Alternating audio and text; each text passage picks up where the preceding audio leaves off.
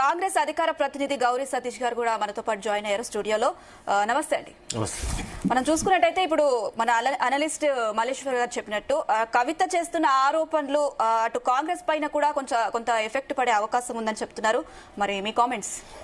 ముందుగా చర్చల్లో పాల్గొంటున్నటువంటి BRS senior నాయకులు, సీనియర్ జర్నలిస్ట్ మా రవీణ గారికి, మల్లేశ్వర్ గారికి, మీకు జీటీవీ ప్రేక్షకులకు కూడా నమస్కారం తెలియజేస్తూ, కవిత గారు 2 పర్యాయాలు టీఆర్ఎస్ బీఆర్ఎస్ తెలంగాణ రాష్ట్రంలో ప్రజాధనం కానీ, తెలంగాణ రాష్ట్ర భూములు కానీ ఏ విధంగా విధ్వంసమయ్యాయి, ఏ విధంగా వారి అన్నయ్య కానీ వారి బావగారి ద్వారా కానీ, ఏ విధంగా వివిధ బీటీ బ్యాచ్గా ఉన్నటువంటి వాళ్ళు ఏ విధంగా ఈ తెలంగాణ రాష్ట్రంలో హైదరాబాద్ చుట్టుపక్కల ఉన్నటువంటి భూములు ఏ విధంగా దోపిడీకి గురయ్యాయి, వాటి ద్వారా తెలంగాణ రాష్ట్ర ప్రభుత్వానికి ఏ విధంగా నష్టం జరిగింది, కామన్ మ్యాన్కి ఏ విధంగా నష్టం జరిగిందో వారే స్వయంగా అతి సన్నిహితంగా ఉన్నటువంటి కోటరీలో వారు కూడా ఒకరు అనేది యావత్ తెలంగాణ సమాజానికి అంతా కూడా బాగా తెలుసు. మా మల్లేశ్వర సార్కి కూడా బాగా తెలుసు.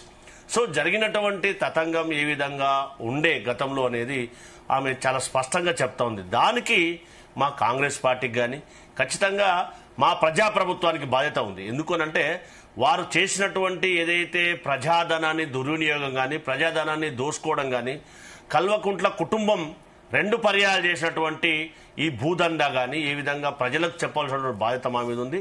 ఖచ్చితంగా దానిపైన చర్యలు తీసుకొని ప్రభుత్వం ఏ విధంగా ముందుకు పోవాలనేది మా గౌరవ ముఖ్యమంత్రి గారి సారథ్యంలో ఉన్నటువంటి ప్రజాప్రభుత్వం ఆలోచన చేస్తుంది. ఖచ్చితంగా అందులో ఎలాంటి అనుమానం లేదు. దాంతోపాటుగా బీఆర్ఎస్ పార్టీ ఆత్మపరిశీలన చేసుకోవాలి. ఏదైతే తెలంగాణ రాష్ట్రం నిధులు నీళ్లు నియామకాల పేరుతోటి తెలంగాణ రాష్ట్రాన్ని సాధించుకున్నాము, సకల జనులంతా కలిసి సాధించుకున్నటువంటి తెలంగాణ రాష్ట్రాన్ని ఏ విధంగా దోపిడీకి గురి చేశారో కూడా యావత్ సమాజం అంతా కూడా గ్రహిస్తూ ఉంది. ఎందుకంటే లేటుగా అయినా 10 ఏళ్ల తర్వాత అంతర్గతంగా ఏం జరిగింది యావత్ ప్రపంచమంతా కూడా చూస్తూ ఉంది.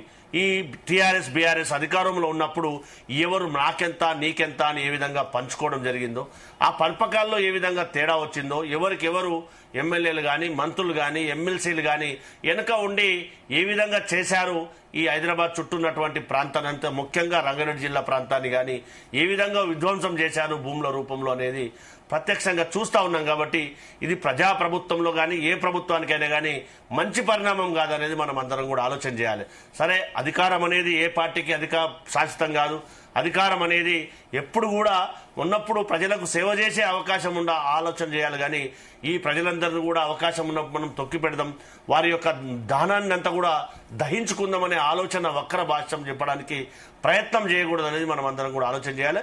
దానికి కాంగ్రెస్ పార్టీకి ఎలాంటి అపవాదు ఉండదు అనేది మనం అందరం కూడా ఆలోచన చేయాలి. కానీ ప్రజాప్రభుత్వం ఖచ్చితంగా దాన్ని చర్యలు తీసుకోవడానికి ఆలోచన చేస్తారనేది మనం అందరం కూడా ఆలోచన చేయాల్సినటువంటి అంశం.